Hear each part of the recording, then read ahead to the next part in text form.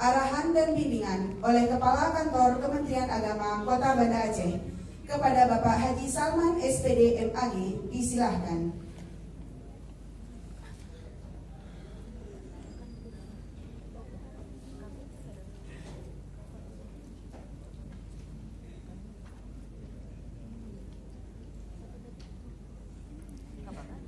Betul, soalnya Nur Zaitun pada. Sebentar ada pengumuman. Mohon kepada mobil BL1387LK. Setelah sama oleh Nur Zaitun pada 16 Januari 2025. Ada fokusnya. Jadi soalnya sudah sangat besar. Kecil banget.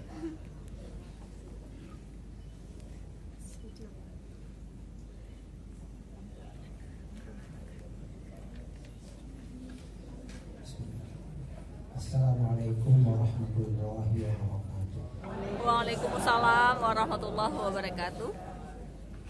Alhamdulillahil wahidil qahhar al-azizul ghaffar mukawwil laili 'ala an-nahar wassalatu wassalamu ala sayyidina Muhammadin khairil bashar wa ala alihi wa ashabihi mustafa al-mukhtar.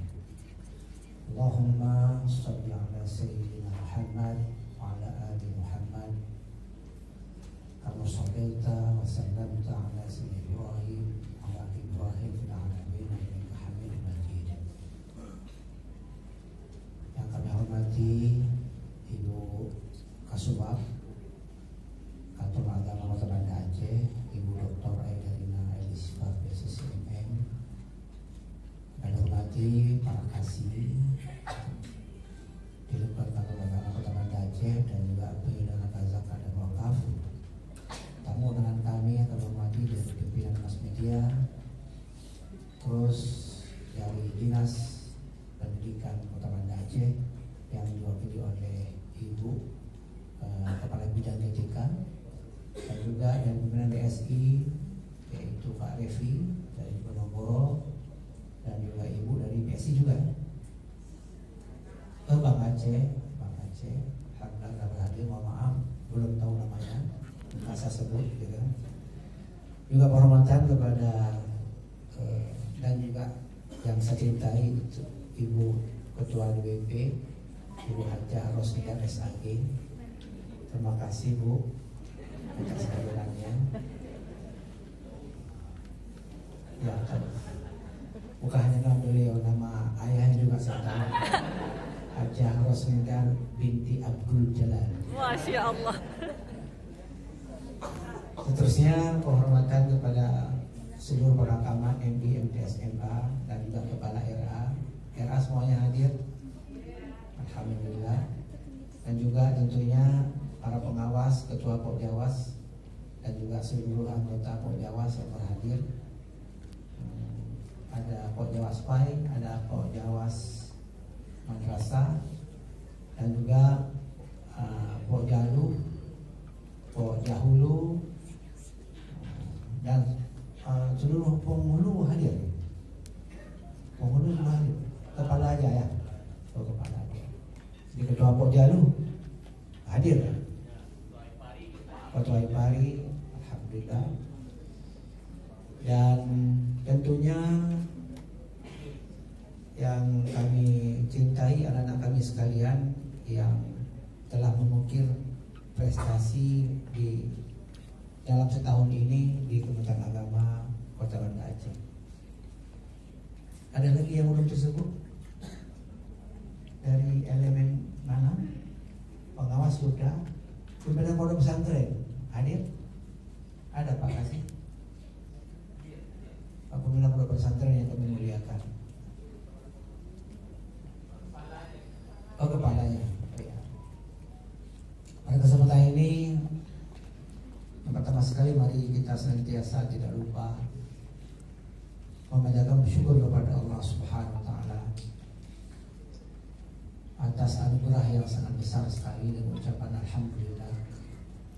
Karena kasih sayang Allah lah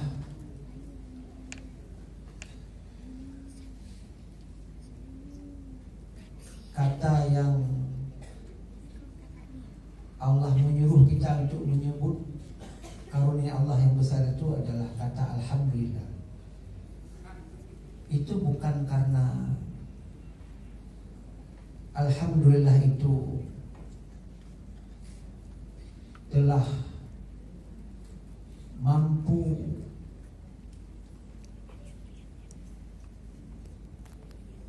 bukan membalas, tapi mampu kita maknai seluruh kasih sayang Allah, anugerah Allah kepada kita. Tapi kata alhamdulillah itu adalah kata yang penuh kasih dari Allah. Dengan bismillahirrahmanirrahim diawali dan Al-Quran, lalu dengan alhamdulillah. Alhamdulillah itulah kata yang muncul dari kasih sayang Allah. Karena apa? Karena nikmat Allah yang begitu sempurna dan banyak yang tak mampu kita hitung, dan hamba Allah pastikan tidak akan mampu menghitungnya, maka kasih sayang Allah kepada kita ucapkan sajalah alhamdulillah.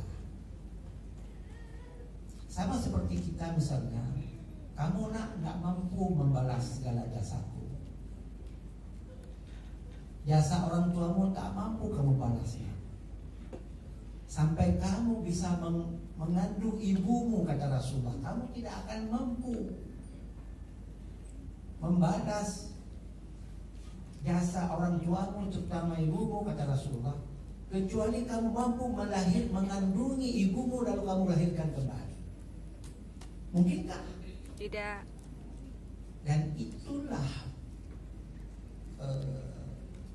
sabda Rasulullah yang mengajarkan kepada kita bahwa kita tidak akan pernah mampu membalas jasa orang tua kita. Tapi Allah cukup dengan mengatakan wabil walidaini ihsana, dan kepada orang tuamu maka berbuat baiklah. Apakah berbuat baik itu sudah mencukupi? Tidak. Tapi itulah kasih sayang Allah. Dengan itu aja udah Allah sudah sangat paham gitu loh. Beginilah juga kata-kata alhamdulillah. Kalau ini belum pernah ada yang mengupas, itu dikarenakan Allah belum menakdirkan itu kepada kita. Kalau hari ini saya katakan, itu karena juga Allah memberikan pemahaman setelah saya renungkan tentang hubungan bismillahirrahmanirrahim dan alhamdulillah. Ini bukan khutbah, tapi ini adalah sebuah upacara perkantoran lembaga. Tapi karena saya awali dengan alhamdulillah tadi, saya perlu menerangkan kesempatan ini, karena kesempatan ini saya pandang adalah kesempatan yang sangat strategis untuk memberikan sesuatu yang baru bagi kehidupan. Jadi nantinya ini harus terpatri dalam jiwa kita bagaimana konsep alhamdulillah dalam kehidupan kita. Dari alhamdulillah inilah saya ceramah dulu di Musalla Kanwil Kementerian Agama saat dipimpin oleh Pak Rahman Teddy. Konsep alhamdulillah inilah yang saya paparkan selama 7 menit setelah pada zuhur. Dan setelah itu apa yang terjadi? Almarhum Pak Habib Badarudin diminta oleh Pak Rahman Teddy untuk memberikan satu nama menjadi kepala kantor Kementerian Agama Kota Sabang. Dan itu nama itu adalah nama saya. Itu konsep alhamdulillah. Moga-moga ada satu nama nanti menjadi kanwil dengan konsep alhamdulillah. Ya, amin. Bersalawat kita kepada Rasulullah SAW yang mengucapkan Allahumma sholli ala Muhammad wa ala ali Muhammad. Tentang salawat ini saya tak perpanjang. Pertama saya beri apresiasi dulu kepada seluruh para peserta yang anak-anak kami dan juga guru-guru yang berprestasi pada kesempatan ini, yang sebentar lagi akan diberikan penghargaan. Dan penghargaan itu tentunya dengan dilihat nilainya, tapi dilihatlah dari hasil kerja keras anak-anak kita semuanya. Kita lihat itu dengan mata batin kita, dengan mata kepala kita, bahwa perlu adanya apresiasi terhadap Alhamdulillah. perjuangan anak-anak kita untuk berprestasi selama ini, kepada guru-guru yang berprestasi juga, kepada karyawan-karyawan yang bekerja dengan kinerja yang sangat bagus sekali. Jadi kita tidak menutup mata dengan itu semuanya. Cuman itu tadi juga sama dengan konsep alhamdulillah tadi. Kalau diukur dengan apa kita harus membalas prestasi ini, tak ada kesanggupan kami membalas segala prestasi anak-anakku sekalian, Bapak Ibu. Nggak ada kemampuan Kementerian Agama untuk membalas itu semuanya. Cuman sebagaimana konsep alhamdulillah, kami hanya memberikan sertifikat penghargaan. Alhamdulillah. BND menolak Allah sertifikat penting. Astagfirullah. Dari konsep alhamdulillah saya bangun tadi supaya ini dihargailah sertifikat ini. Betul. Tak sanggup. Sanggupkah kita berikan emas? Tingkat dunia aja, bukan emas yang beneran. Emas hanya berapa karat di semat di sebuah medali itu aja, nggak sanggup sebenarnya kita membalas prestasi seseorang. Maka cukup dengan kalau dengan ucapan alhamdulillah jazakallah khairal jaza. Seperti itu Bapak Ibu. Jangan nanti ketika mendapatkan sertifikat ada sertifikat Olimpik jangan begitu. Hargai pemberian orang lain. Wa idza hayyitum bi tahiyyatin fahayyu bi ahsana minha aw rudduha. Itu firman Allah. Berarti kalau meremehkan itu berarti kita adalah tidak melaksanakan perintah Allah. Bapak Ibu sekalian, tema yang sangat menarik. Terima kasih Bu Kasubag. Tema ini sangat luar biasa sekali. Tadi saya mendengar bukan seorang pidato Ibu Kasubag, itu seperti Menteri Komunikasi. Masya Allah. Mestinya saya betul swear nih. Saya bilang sama beliau, Ibu mestinya itu di Jakarta itu sudah layak gitu. Apa wamen kayak gitu. mampu mengambil pengejawantahan pesan-pesan pimpinan. Jadi cepat responnya dan tapi ini semuanya adalah kata beliau, Pak jangan puji-puji saya Pak.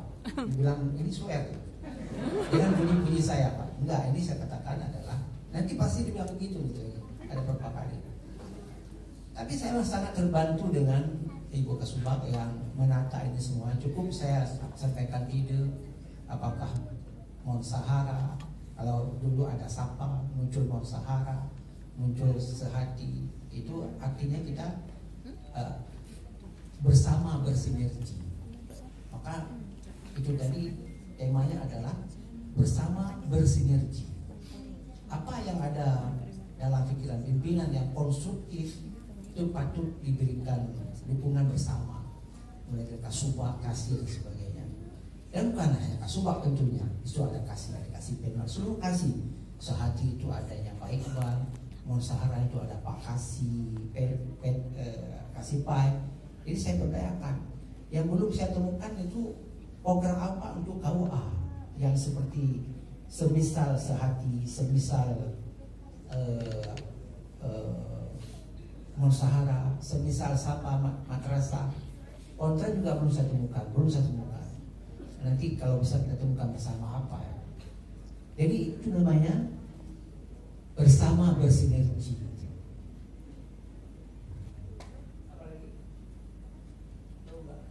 Bersama bersinergi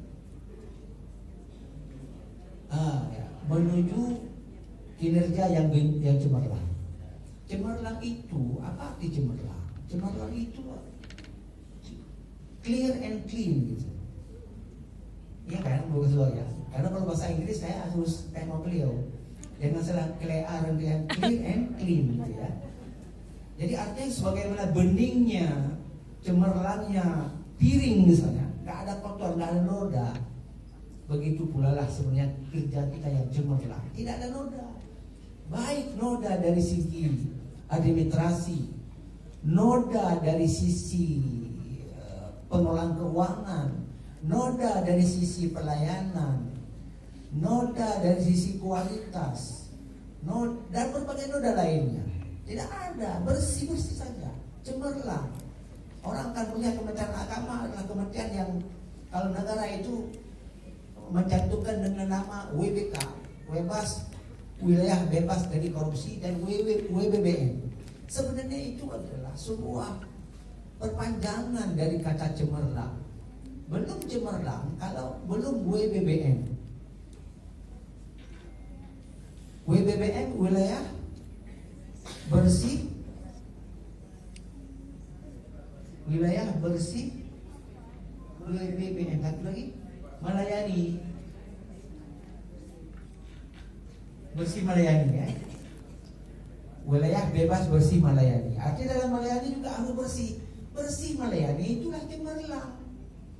Jadi ini kata simple cemerlang lalu menjadi berkembang dia jadi WPK, zona integritas, WBBN. Padahal dengan kalimat yang sederhana, mari kita wujudkan kinerja yang cemerlang. Yang cemerlang itu yang mana? Yang bebas dari korupsi, bersih melayani. Tidak ada kutipan, bersih melayani, wajah kita bersih, tindakan kita bersih, tidak ada konspirasi.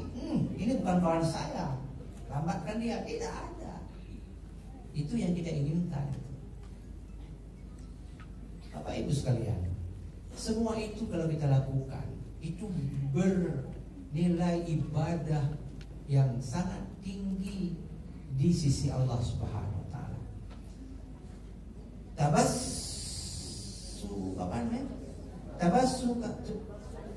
Tabassumuka biwajhika akhika sadaqah. Terima kasih warahmatullah. Maka saya nggak segan-segan ini, nggak malu-malu, pasti ada yang membenarkan itu. Senyummu kepada saudaramu adalah sedekah, misalnya. Itu bersih apa? Bersih melayani loh, Bu. Bukankah itu sedekah? Sedekah itu pahala gitu loh. Apalagi kalau kita yasiru wala tu'asir, mudahkan, jangan bersulit. Kemarin ketika kami ngopi, ini ada saksi di sini yang tak usah saya sebut nama saksinya. Ada keluhan dari pimpinan di atas. Ada yang tidak mau menandatangani ijazah pengganti karena tidak ada lapor. Padahal yang bersangkutan telah membawa ijazah yang hasil kebakaran. Ada namanya. Di sekolahnya juga sudah ada arsipnya gitu. Cuman tidak ada rapor. Hello. Rapor itu jenjang untuk mendapatkan ijazah. Jadi tidak perlu lagi. Hari ini kalau saya tanya rapor saya mana, tak ada lagi. Tidak tahu lagi di mana rapor saya. Tidak ada. Tapi kepala itu tak mau tanamanan. Memang pimpinan kami wilayah saya tidak sebutkan di kantor mana. Tapi itu ada peristiwa. Ini bukan seperti seorang penceramah yang bercerita di kampung saya begini, mana nggak ada. Nah di kampung saya begini, mana nggak ada, cuma cerita aja. Ini bukan cerita loh. Ini saya dengar. Maka ayo yasiru wala tu'asir. Bersih kita melayaninya dengan penuh tanggung jawab. Dan itu adalah bentuk akuntabilitas kita. Maka kenapa saya buat rapat kerja kita estafet seperti ini, supaya saya tuntas untuk mengetahuinya dan juga untuk memberikan ruang akuntabilitas kinerja kepala madrasah. Nah, pengawas juga begitu. Jadi tepuk tangan dulu berada. Estafet seperti ini tidak buru-buru kita dengarkan, kita aspirasi. Namun di ujungnya pasti misalnya dengan rehab yang masih banyak dan sebagainya, pasti nanti sungguh kita masih memiliki keterbatasan dana. Nah, itu pasti nanti ya. Tapi berbuatlah yang tanpa dana. Monsahara itu tidak ada dana khusus dia, tapi kita bisa buat sehati manasik haji sepanjang tahun bisa kami sebut dengan sehati karena sukses hajinya, tuntas ibadahnya, itu arti sehati. Sukses hajinya apa? Manasiknya bagus, kemudian kesehatan jamaah juga bagus, tuntas ibadahnya, tidak ada yang tersisa. Nantinya dia lupa ini lupa itu, tuntas. Maka kami kasih nama dia sehati. Tanpa ada dana. Dan itu bukan hanya Kecamatan Dua, bukan hanya di Banda Aceh.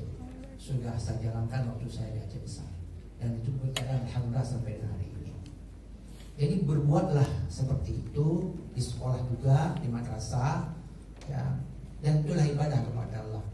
Innallaha ya'lamu ma fis sudur. Allah itu tahu apa yang ada di hatimu. Man, kamu buat itu sehati itu kan gak ada di Indonesia, ya. Apa itu untuk kamu supaya promosi diri? Tidak. Saya cuman saja melihat jamaah-jamaah yang sangat minim manasik diberikan oleh negara ini. Cuman hanya berapa kali pertemuan dengan waktu yang sangat terdesak. Pengalaman kerja saya melihat bahwa manasik yang dianggarkan oleh negara itu hanya dalam waktu 2 minggu, ya Pak Iqbal, ya. 2 minggu menanam ilmu, memberikan ilmu itu tidak sama dengan menanam padi. Menanam padi itu bisa 1 minggu ini harus tuntas tanam padi, bisa siang malam bisa. Menuntut ilmu ini malam ini kamu harus mampu menguasai 1 kitab, mana bisa mati, tidak bisa. Ilmu itu nggak bisa dipaksakan. Dia butuh waktu, butuh nih, betul tidak nih? Betul. Ilmu hanya nggak sama seperti kita masukkan padi ke karung, kita bisa sah apa bahasa Indonesia?